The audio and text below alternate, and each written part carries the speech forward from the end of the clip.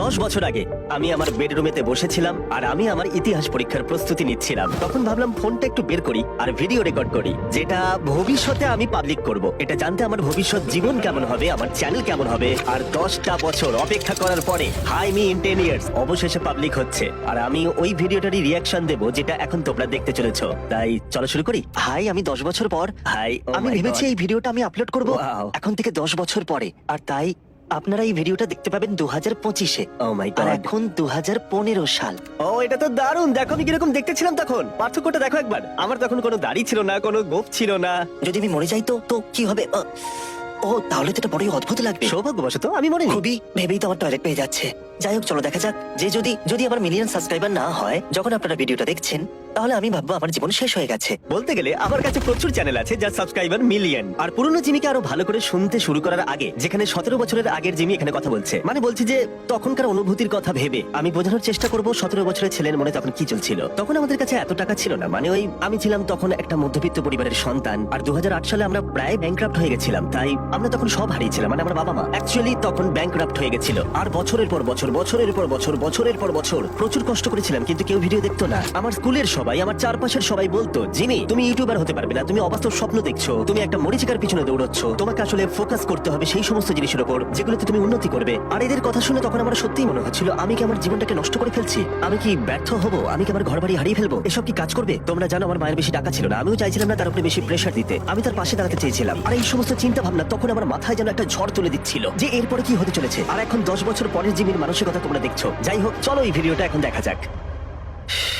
কিন্তু যখন আপনারা দেখবেন আমার হাই স্কুল শেষ হয়ে যাবে, আমি হাই স্কুল পাস করেছি, কলেজ শুরু হবে। টেকনিক্যালি আমি কলেজে গেছিলাম কিন্তু 2 সপ্তাহের জন্য। তারপর বোর লাগছিল খুব, আমি আর যাইনি। ওটা একটা কমিউনিটি কলেজ ছিল, নর্মাল কলেজে আপলোড করতে পারিনি। আর ইউটিউবটাকে একটা জবের মতো করবো আশা করছি। হয়তো হয়তো হয়তো হয়তো আমি শুধু ভাবছি তখনকার জিমি শুধু এটাই ভাবতো যে ইউটিউব তার কাছে একটা শুধু জব হয়ে উঠুক। আর এখন আমি অনেক পরিবারের পাশে দাঁড়াতে পারি, আমার প্রচুর ফুল টাইম এমপ্লয়ি আছে, আমাদের মেন চ্যানেলের ভিডিওর দ্বারা আমরা প্রচুর মানুষের সাহায্য করতে পারি। এটা শুনলে এখন হাসি পাবে যে 10 বছর আগে আমি, যেটা হয়তো খুব বেশি সময় নয়, আমি তখন শুধুমাত্র নিজের ভবিষ্যতের কথাই ভাবতাম। হ্যাঁ, এখন অব্দি ইউটিউব আমার ভালোই লাগছে, আশা করি ভবিষ্যতেও আমার ভালোই লাগবে। আমার মনে হয় না আমি কোনোদিন ইউটিউব ছাড়তে পারবো। বলতে গেলে ইউটিউব এখন আমার শিরায় শিরায় মিশে গেছে। আমি কন্টেন্ট বানাতে ভালোবাসি, আমি গল্প বলতে ভালোবাসি, মানুষের হাসি দেখতে ভালো লাগে, ওদের খুশি দেখে আনন্দ পাই, কারোর জীবন বদলাতে পারলে ভালো লাগে, এগুলো আমার ভালোবাসা। আমি জানি না যদি অনেক সাবস্ক্রাইবার হয়ে যায় তাহলে তো দারুণ ব্যাপার হবে। আমি কথা দিচ্ছি যদি কেউ অতীতে ফিরে যায় আর এই 17 বছরের জিমিকে গিয়ে বলে যে আমার এখন 440 মিলিয়ন সাবস্ক্রাইবার, ও বিশ্বাস করবে না। ও হয়তো হেসেই উড়িয়ে দেবে, তাই না? কারণ তখন আমি ভাবতাম পৃথিবীর সবথেকে বড় ইউটিউব চ্যানেলের সাবস্ক্রাইবার 10 মিলিয়ন হবে। আমার স্পষ্ট মনে আছে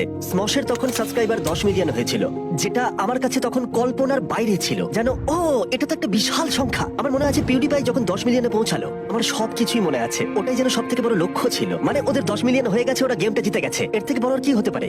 আর এখন গোটা বিশ্ব জুড়ে প্রচুর ক্রিয়েটার আছে যাদের সাবস্ক্রাইবার এখন 10 মিলিয়ন। মানে এটা ভাবতে অবাক লাগে যে এই প্ল্যাটফর্ম গত কয়েক বছরে কতটা প্রভাব ফেলেছে। এখন যখন আমি এই ভিডিওটা রেকর্ড করছি আমার 8,000 সাবস্ক্রাইবার আর 1.8 মিলিয়ন ভিউজ আছে। Wow, শুধু একবার দেখো। আর পুরোনো চ্যানেলের লোগোটাও দেখো। আমি ওই টাইগারটাকে মিস করছি, একটাই সমস্যা, এটা আমার হাই স্কুল ম্যাসকটের মতো দেখতে। সত্যি বলতে এই কারণেই আমাকে লোগোটাকে চেঞ্জ করতে হয়েছে। আর তখন আমার চ্যানেলের সর্বমোট ভিউ ছিল মাত্র 18,30,831টা। শুনলে হয়তো মজা লাগবে যে এখন আপলোড করার পরে আমার মেন চ্যানেলের ভিডিওতে এটা 6 মিনিটে কমপ্লিট হয়ে যায়। আর সম্ভবত এটা না বললেও হয়, কিন্তু আমি লুকাতে চাই না, আমার জীবনে এখন স্বপ্ন আর বাস্তব দুটো এক হয়ে গেছে। আর এই সব কিছুই শুধুমাত্র তোমাদের জন্য হয়েছে, তাই আমি সত্যি অনেকটা কৃতজ্ঞ। ওই 17 বছরের ছেলেটা যদি এখন তোমাদের সাথে কথা বলতে পারতো, যারা প্রতিনিয়ত আমার ভিডিও দেখে, যারা আজকের আমিকে তৈরি করে দিয়েছে, ও হয়তো সত্যি আনন্দে কেঁদে ফেলতো আর চিরকৃতজ্ঞ থাকতো। আর অবশ্যই ওই 17 বছরের ছেলেটা তো আমি। আর তোমরা হয়তো দেখেছো যে আমি অনুভূতি ঠিক মতো প্রকাশ করতে পারি না, এটা আমার একটা স্বাভাবিক বৈশিষ্ট্য। কিন্তু আমি স্পষ্টভাবে জানাতে চাই আমি তোমাদের কাছে চিরকৃতজ্ঞ থাকবো। কিন্তু আমি এখানেই থেমে থাকবো না, আমি আমার সর্বশক্তি কাজে লাগিয়ে মিস্টার বিস্ট চ্যানেলের প্রত্যেকটা ভিডিওকে আরো বেশি ভালো করে তুলবো। তাই যখন আপনারা এই ভিডিওটা দেখবেন তখন কম্পেয়ার করে দেখবেন যে এখন আমার নম্বর কত। আশা করবো এখন 1 মিলিয়ন সাবস্ক্রাইবার হয়ে গেছে। তোমার কাছে মিলিয়নের বেশি সাবস্ক্রাইবার আছে? প্লিজ, আমি হাতটা দিয়ে কি করছিলাম হাতটা প্লিজ নিয়ে? মিলিয়ন সাবস্ক্রাইবার হয়ে যাক। আমাকে হয়তো কি বলতে হবে ভেবে নেওয়া উচিত ছিল, কিন্তু হ্যাঁ আশা করবো 1 মিলিয়ন হয়ে গেছে। তোমরা হয়তো ভাববে যে তখন আমি এত আস্তে কথা কেন বলছিলাম, কারণ তখন আমার মা ঠিক নিচেই ছিল। আর যদি জানতে পারতো আমি তখন ভিডিও করছি পড়াশোনা করার বদলে, তাহলে আমার অবস্থা খারাপ করে দিত। তোমরা হয়তো দেখেছো কিছু কাট রয়েছে, তার কারণ হচ্ছে মা মাঝে মাঝে আসছিল আর দেখছিল পড়ছি কিনা, আর তখন আমি ভিডিও বন্ধ করে দিয়ে পড়ার নাটক করছিলাম। আপনারা কি জানেন যে হিস্ট্রি টেস্টের জন্য আমার এখন পড়া উচিত? আর হিস্ট্রি টেস্ট আমি ভাবছি যে এখন থেকে 10 বছর পরে আপনাদের এটা মনে থাকবে কিনা যে আগামীকালের হিস্ট্রি টেস্টে আমি কত গ্রেড পাবো, যেটা নিয়ে আমি একদম একদমই পড়ছি না, কারণ আমি এই ভিডিওটা বানাচ্ছি। যদি আপনারা আমার হিস্ট্রি টেস্টের গ্রেড হ্যাঁ, মনে আছে আমার। রাখেন তাহলে দারুণ হবে। আমার মনে আছে ওই টেস্টে আমার রেজাল্ট কি হয়েছিল, কারণ আই মিন 1 ইয়ার।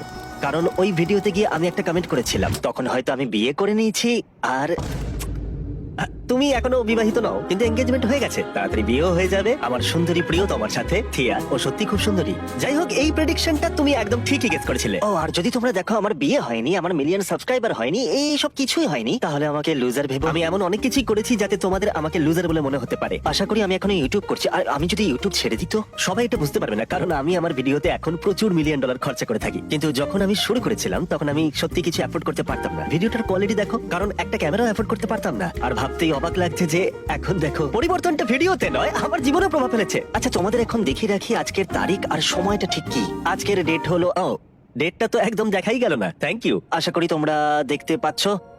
না, দেখতে পাচ্ছি না। আশা করি আমি এখন ইউটিউব করছি। হাই, আমার my চুল God, এলোমেলো এটা হয়ে দারুণ গেছে। ছিল। ঠিক আছে, ও। যাই হোক, কিছু যায় আসে না। ভবিষ্যতের আমি কি বলছি, আশা করি আজকে ভালো দিন কাটবে। হ্যাঁ, তাই- খুব ভালো দিন কেটেছে। আশা করি এটা মিলিয়ন হয়ে যাবে যখন এটা আপলোড হবে। তোমার তার থেকেও বেশি সাবস্ক্রাইবার আছে, তুমি লক্ষ্যে পৌঁছে গেছো। 10 বছর ভাই, 10 বছর। হ্যাঁ, আমি পুরো চেঞ্জ হয়ে যাব। সত্যি হ্যাঁ, আমি তা অনেকটাই হয়েছো। চেঞ্জ হয়ে যাব। তুমি চেঞ্জ হয়েছো, কিন্তু অতটাও নয়। মানে তখন আমি ভালোবাসতাম স্ট্র্যাটেজি গেম, বোর্ড গেম, অবশ্যই ইউটিউব ভালোবাসতাম। অবশ্যই অনেক পার্থক্য থাকবে 17 বছরের পুরনো আমি যাকে তোমরা এখন দেখছো আর এখনকার আমির মধ্যে। যেটা সম্ভবত বেশি ছিল কনফিডেন্সে, আমার সাবকনসিয়াস তখন বেশি স্ট্রং ছিল। মজার কথা হলো, আমি ছোটবেলা থেকেই ইউটিউবকে ভালোবেসে ফেলেছিলাম, যেটা নিয়ে আমি অনেক কথা মাঝে মাঝে বলিও। আর একবার স্কুলের একজন সিনিয়র আমাকে এসে বলেছিল, তুমি শুধু ইউটিউব নিয়েই কথা বলে যাও, এতে কিছুই হবে না।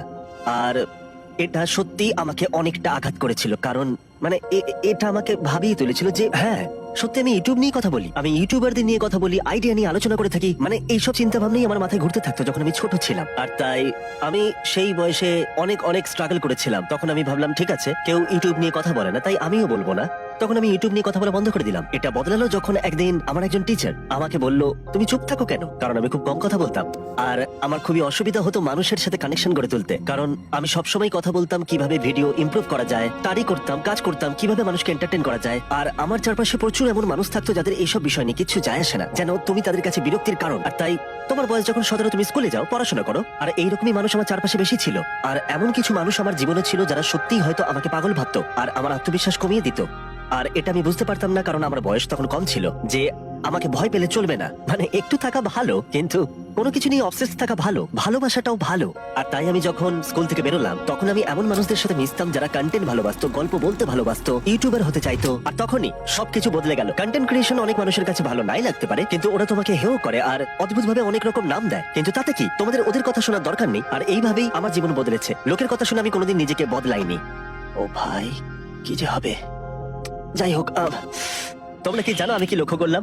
ওই জলের জারটাকে যে কোনো কারণেই হোক, আমার দারুণ লাগতো জল খেতে। তাই 1 গ্যালন জল আমি সব জায়গায় নিয়ে যেতাম, আর গোটা দিন জুড়ে আমি প্রায় 1 গ্যালন জলও খেয়ে নিতাম। তোমরা হয়তো এটা জানো না, আমার শরীরে ক্রোনস ডিজিজ আছে, যেটা মাঝে মাঝে আমাকে অসুবিধার মধ্যে ফেলে, অনেকটা ক্লান্ত করে দেয়। তোমরা হয়তো মাঝে মাঝে দেখো আমাকে ভিডিওতে, আমার এনার্জি কমে যায়। মাঝে মাঝে কেউ কেউ আমাকে বলে তোমার উদ্যম কম লাগছে। এইগুলো যখন হয় তখন সাধারণত আমার ক্রোনস আমাকে অ্যাটাক করে।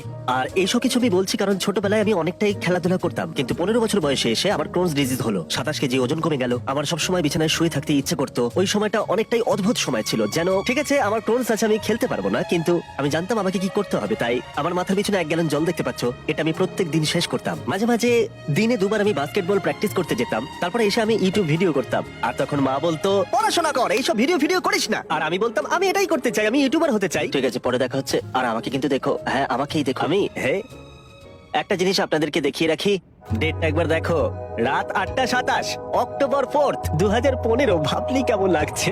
ঠিক যেন মনে হচ্ছে গতকালের কথা, আবার যেন মনে হচ্ছে 10,000 বছর আগের কথা। এটা দেখলেই কেমন একটা অনুভূতি হচ্ছে। টেবিলটা দেখলে তোমরা বুঝতে পারবে এটা খুবই সস্তা টেবিল ছিল, কারণ এটাই আমি কিনতে পেরেছিলাম।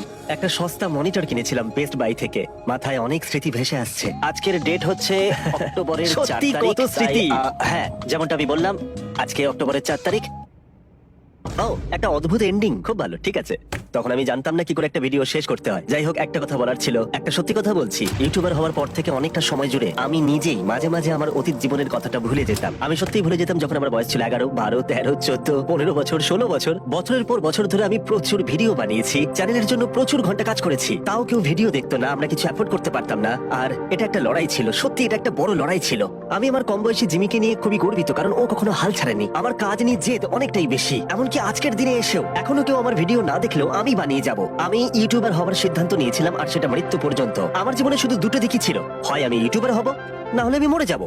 ব্যাস এটাই। আমি সত্যি কঠিন পরিশ্রম করেছিলাম চ্যানেলটাকে আজকের অবস্থায় নিয়ে আসতে। আমি সত্যি কথা বলবো, সৌভাগ্য আমার পাশে ছিল। আর সব থেকে সৌভাগ্যের জিনিস যেটা আমি পেয়েছি সেটা হলো আমি অনেকটাই কম বয়সে এসে জীবনের লক্ষ্য খুঁজে পেয়েছিলাম। এটাই আমার জীবনের ঘটে যাওয়া সব থেকে সৌভাগ্যের জিনিস ছিল। সত্যি আমি লাকি। সেই জন্য আমি তোমাদের বলে রাখি যে এটা সত্যি কথা, স্বপ্ন পূরণের জন্য অনুকূল পরিস্থিতি সবার হাতে সমানভাবে থাকে না। তোমাকে হয়তো ফ্যামিলির জন্য উপার্জন করতে হয়, নিজেকে ঠিক রাখতে হয়, কিন্তু এই সমস্ত কাজের বাইরে যদি তোমার হাতে কোনো সময় থেকে থাকে, তাহলে নিজের ভালোবাসার কাজকেও সময় দাও। কারণ যখন তুমি ভালোবেসে কাজ করবে, সেটা তোমাকে সফলতা দেবেই। এটা দারুণ। তাই আমি জীবনের কাছে কৃতজ্ঞ। আমি তোমাদের কাছেও কৃতজ্ঞ, কারণ তোমরা আমাকে এই জায়গায় এনেছো। আমি আমার কাজকে অনেকটাই ভালোবাসি, ভালোবাসি, ভালোবাসি, সত্যি খুব ভালোবাসি। আর তাই thank you, thank you, thank you, thank you, thank you guys. আশা করবো ভালো লেগেছে। এরকম রিয়েক্ট ভিডিও আর চাও কিনা জানিও।